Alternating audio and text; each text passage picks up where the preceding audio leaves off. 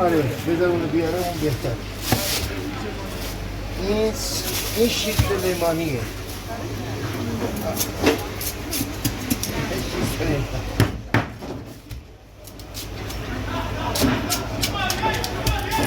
خوب کار جدی امروز اومدی.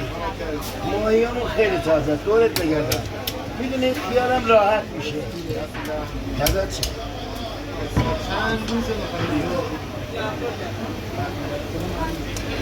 نه پنجشنبه معمولا بار زیاد میاد چون پنجشنبه جمعه مردم بیشتر میان خرید کنن. آره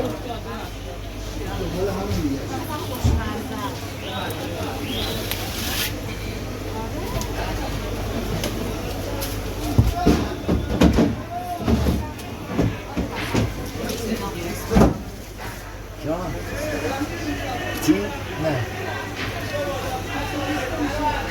اینا ارزونه.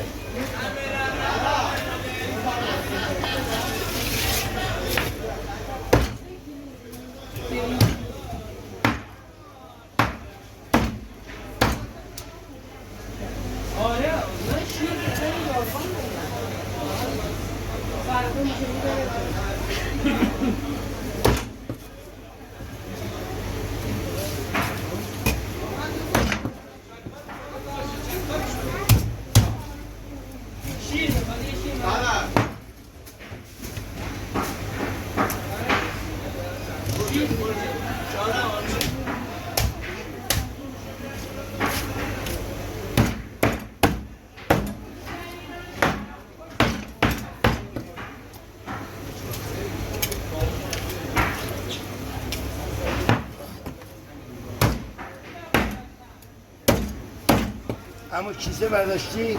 کیسه